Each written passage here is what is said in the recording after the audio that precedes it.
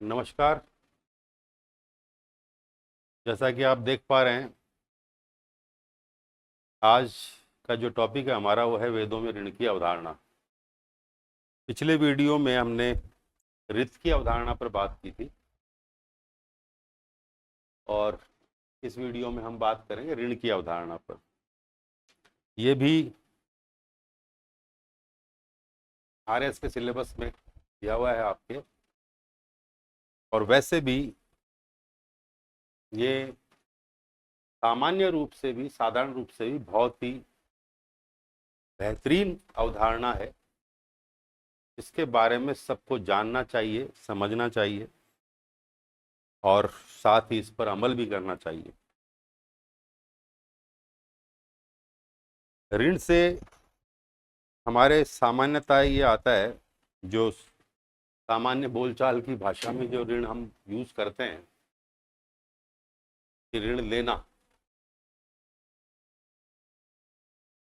Actual में वैदिक ऋषियों ने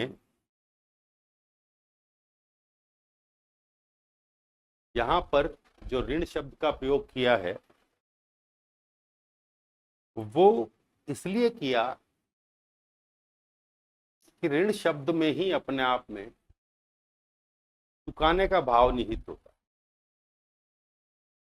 कि यदि आप कहते हैं कि यदि आर्थिक संदर्भ में भी हम बात करते हैं कि हमने कोई लोन लिया है या कोई फाइनेंस करवाया है या कुछ किसी से उधार लिया है, तो वहां पर महत्वपूर्ण बात क्या है कि ऋण शब्द में उसको चुकाने का भाव निहित है, अर्थात हमें उसे चुकाना ही पड़ेगा। उसको चुकाना हमारा क्या है? दायित्व है, हमारा कर्तव्य है। इसी अर्थ में वैदिक ऋषियों ने मनुष्य के जो कर्तव्य हैं उनकी जो अवधारणा विकसित की है उसको नाम दिया है ऋण की अवधारणा। वहां शब्द यूज किया गया ऋण। यह अवधारणा जो है वेद ऋग्वेद में से प्रारंभ हुई विकसित होना, और बाद में जाते जाते स्मृति ग्रंथों तक और दर्शन दार्शनिक ग्रंथों तक विकसित हुई। ऋग्वेद में प्राय दो प्रकार के ऋणों की चर्चा मिलती है। सामान्यतः आप लोगों ने सुना भी होगा कि मनुष्य पर तीन प्रकार के ऋणों की चर्चा वेद करता है: देव ऋण, ऋषि ऋण और पितृ ऋण। दो ऋण जो है, देव ऋण और पितृ ऋण, उसका विकास ऋग्वेद काल में हुआ।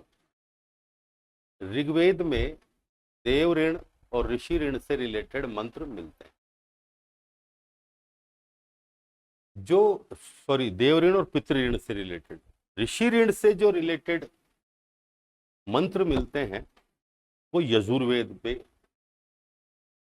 तो यजुर्वेद में और ऋग्वेद में मिलाकर ये तीनों ऋण हमको, इनकी अवधारणा देखने को मिलती है।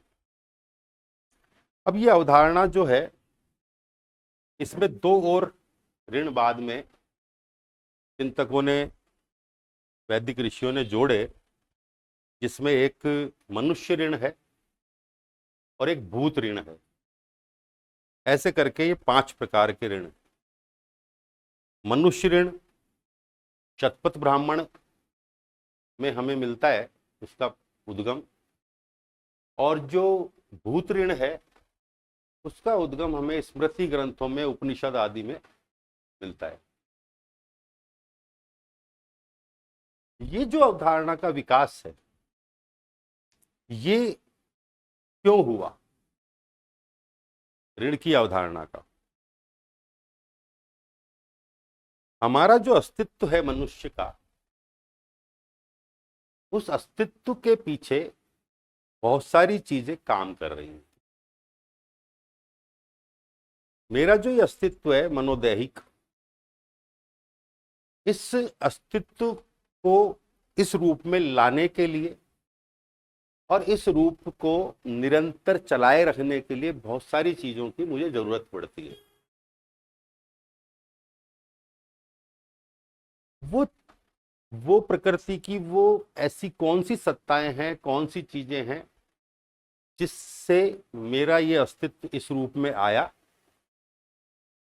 और इसकी निरंतरता किन और सत्ताओं पर निर्भर कर रही है। इस बात पर उन्होंने विचार किया। जब विचार किया तो उन्हें लगा कि मनुष्य का अस्तित्व और उसकी निरंतरता में बहुत सारी चीजें इन्वॉल्व हैं। इसलिए मनुष्य उन सत्ताओं के प्रति, उन चीजों के प्रति क्या है, ऋणी है। जैसे मान लीजिए कोई मुझे कुछ देता है तो उसका आभार प्रकट करना मेरा क्या बनता है, दायित्व बनता है। धन्यवाद ज्ञापित करना या आभार प्रकट करना। मेरे इस अस्तित्व के लिए मैंने पिछले वीडियोज में बात की थी कि मेरा जो ये मनोदैहिक अस्तित्व है ये तो है ही, पर साथ में मैं प्राणी रूप से जब मनुष्य बनता हूं तो उसमें क्या इन्वॉल्व होता है कि मैं मनुष्य पैदा तो किस रूप में होता है, प्राणी रूप में। भले ही उसका शरीर देखने में कैसा है, मनुष्य जैसा है, पर उसका जो स्वभाव है वो कैसा है, प्राणी रूप का है।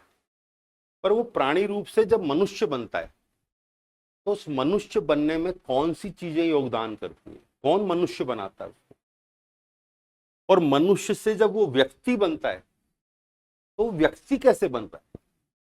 मैंने मनुष्य और व्यक्ति का भेद भी आप लोगों को समझाया था कि मनुष्य एक प्राकृतिक सत्ता के रूप में हम बात कर रहे हैं, पर व्यक्ति की जब हम बात करते हैं सामाजिक सत्ता के रूप में करते हैं। जब वो समाज से जुड़ता है, जब विभिन्न व्यक्तियों से उसके पारस्परिक संबंध स्थापित होते हैं, तब वो व्यक्ति बनता है। व्यक्ति से आगे भी उसकी बहुत सारी और आइडेंटिटीज उसको कहां से मिलती है, इस समाज से मिलती है। अलग अलग तरह की आइडेंटिटीज मिलती है मुझे। वो आइडेंटिटीज भी मुझे कहां से मिल रही है, समाज से मिल रही है। तो ऐसे करके जब हम अपने पूरे अस्तित्व पर दृष्टिपात करते हैं तो पता लगता है कि ये मेरा अस्तित्व जो है ये तो बहुत लोगों का ऋणी है। मतलब मैं अपने इस अस्तित्व के लिए इस रूप में मेरे पूर्वजों का, मेरे माता पिता का ऋणी हूं, जो मुझे इस रूप में लेके आए इस धरती पर। फिर ये जो पंच महाभूतों से निर्मित शरीर है, तो इन पंच महाभूतों के लिए मैं ऋणी हूं। फिर इसकी अस्तित्वगत जो निरंतरता है, इसको चलाए रखने के लिए जो मुझे भोजन की, प्राणवायु की, पानी की, प्रकाश की और बहुत सारी चीजों की जो रिक्वायरमेंट होती है इस शरीर को चलाने के लिए, वो सब मुझे कहां से प्राप्त होती है, प्रकृति से। तो फिर मैं उनके प्रति भी क्या हूं, ऋणी हूं। मैं अपनी इस जो मैं बुद्धि लेकर पैदा हुआ हूं और उस बुद्धि के अंदर, उस बुद्धि को, उस चेतना को विकसित करने में और उस चेतना में मूल्यों को इनकलकेट करने में, उस चेतना में शुभ विचार इनकलकेट करने में किसका योगदान है। मुझे वो संस्कार, वो मूल्य, वो सद्गुण वो किसी ने प्रदान किए। मुझे जो है मेरी चेतना को बुद्धि से क्या बनाया, विवेक बनाया। उचित अनुचित का बोध करने की क्षमता विकसित की, औचित्य बोध विकसित करने की क्षमता, औचित्य बोध विकसित हुआ, धर्म अधर्म का बोध विकसित हुआ। ये किसने किया, कैसे हुआ? ये अपने आप तो नहीं हो गया, कोई इसके पीछे काम कर रहा है। कौन काम कर रहा है? कहीं से कोई ज्ञान आ रहा है, किन्हीं ग्रंथों से ज्ञान आ रहा है, किन्हीं गुरुओं से ज्ञान आ रहा है, माता पिता कुछ इनकलकेट कर रहे हैं, कुछ समाज इनकलकेट कर रहा है। तो बहुत सारी सत्ताएं मिलके कुछ आपको क्या बना रही हैं, योग्य बना रही हैं, आपकी बुद्धि को रिफाइन कर रही हैं। आपकी बुद्धि जो बुद्धि के लेवल पर हम उससे ज्ञान प्राप्त करते हैं, पर हमें उचित अनुचित का बोध करने की जो सामर्थ्य है वो कहां से आ रही है, वो कौन प्रदान कर रहा है। तो मैं इन सब चीजों के लिए किसका ऋणी हूं? इन सब सत्ताओं का, जिन्होंने मुझे ज्ञान दिया, जिन्होंने मेरी बुद्धि को विवेक की क्षमता दी, उचित अनुचित की क्षमता दी, जिन्होंने मुझे मूल्य दिए, संस्कार दिए, जिन्होंने मुझे सद्गुण की शिक्षा दी। ये सबके प्रति मेरा क्या है? मैं ऋणी हूं, क्योंकि मेरा जो अस्तित्व आज है, जैसा है, उसके लिए और आगे उसकी निरंतरता के लिए और उसमें और अधिक संवर्धन के लिए, विकास के लिए, समृद्धि के लिए मैं किन्हीं सत्ताओं पर, किन्हीं लोगों पर, किन्हीं विचारों पर, किन्हीं ग्रंथों पर क्या करूंगा? उन पर आधारित रहूं। उन सबके प्रति मेरा क्या है? आज साधारणतः हम लोग समझते हैं ऐसा कि ज्यादातर आज ये स्थिति हो गई सोचने की कि हम इस प्रकार सोचते हैं कि मैंने किया है ना सब, आज जो मैं योग्य बनाऊं मेरे बलबूते पे बनाऊं। ये जो सोच है ये बहुत संकीर्ण सोच, बहुत नैरो सोच, ये पता नहीं कहां से आई हमारे अंदर, जबकि हमारी परंपरा पूरी कायनात को, पूरे ब्रह्मांड को क्या मानती है?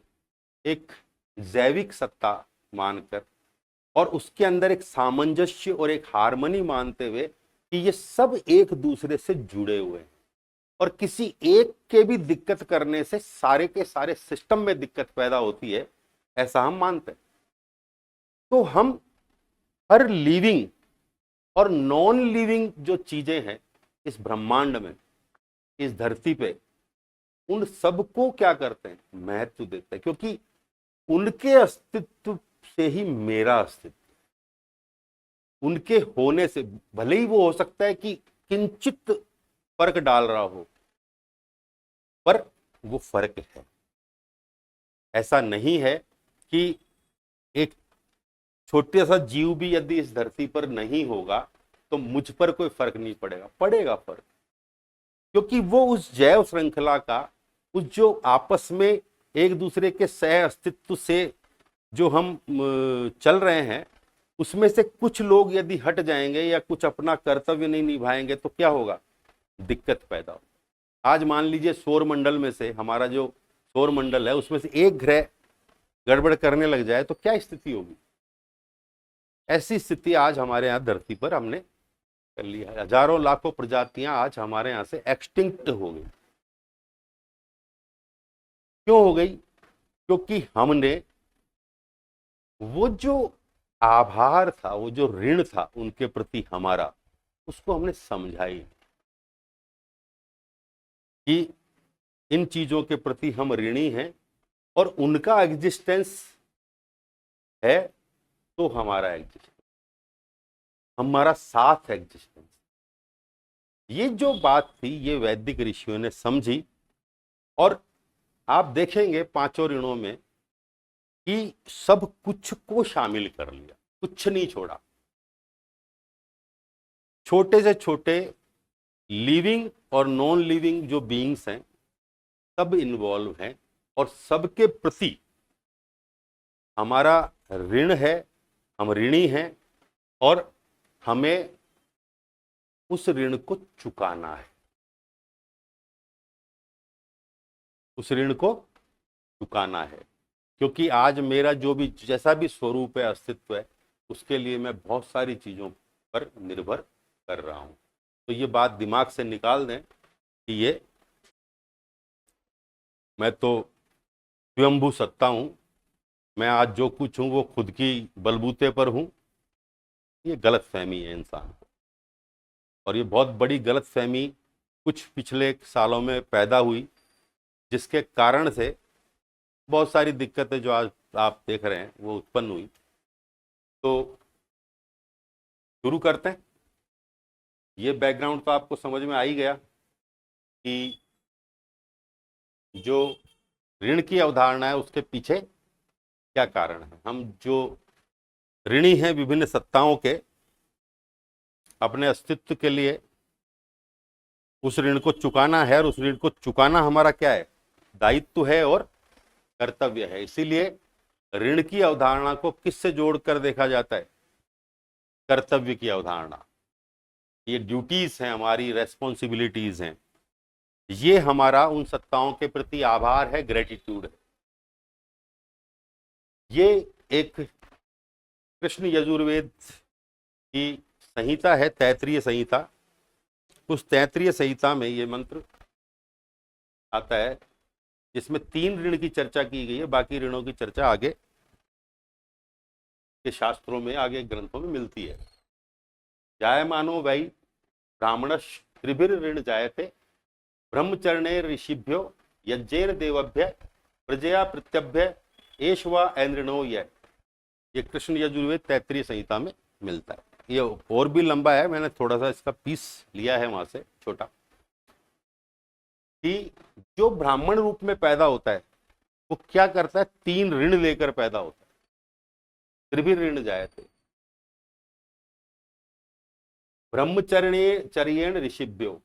जो ऋषि ऋण है वो ब्रह्मचर्य जो आश्रम है उसमें ब्रह्मचर्य का पालन करने से और वेद का अध्ययन अध्यापन करने से, देव यज्ञेन देवभ्य, देव ऋण जो है वो यज्ञ करने से, तथा प्रजया पितृभ्य, जो पितृ ऋण है उससे संतानोत्पत्ति करने से। एष वा अनृणो यः, अर्थात ये ऋण से अनऋण कैसे होंगे हम, पूर्ण इनके द्वारा, ब्रह्मचर्य में, यज्ञ द्वारा और प्रजया मतलब संतानोत्पत्ति के द्वारा। ये इतना सा कह रहे हैं। यहां पर 3 ऋणों की चर्चा है, ऋण त्रय की, देव ऋण, ऋषि ऋण और पितृ ऋण।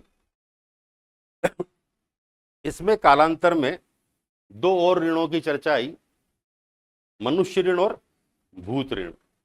तो शतपथ ब्राह्मण जो कि वैदिक परंपरा का ही ग्रंथ है, 4 वेदों के बाद ब्राह्मण ग्रंथों की रचना हुई, उसमें शतपथ ब्राह्मण एक ग्रंथ है, वैदिक ग्रंथ, जो कि वेदों के मंत्रों की व्याख्या करता है। उस शतपथ ब्राह्मण में मनुष्य ऋण एक नए ऋण के रूप में उभर कर आया। और जो स्मृति ग्रंथ है जिसमें मनुस्मृति है और अन्य स्मृतियां हैं, बोधायन धर्म सूत्र है, उसमें फिर जाके ये 5वां ऋण जो भूत ऋण है उसको और जोड़ दिया गया। तो 5 ऋण की चर्चा है। तो टोटल वैदिक जो साहित्य है उसमें देव ऋण, ऋषि ऋण, पितृ ऋण,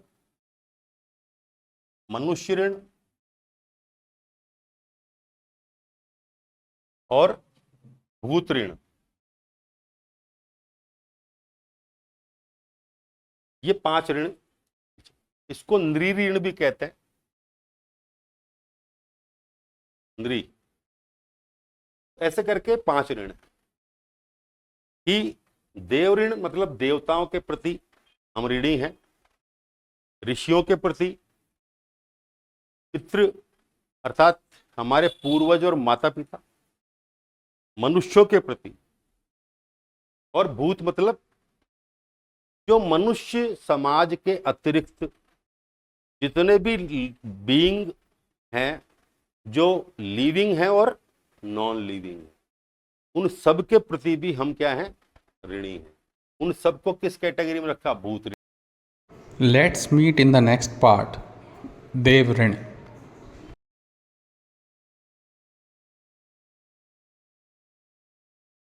If you like our video, please like, share, subscribe our channel.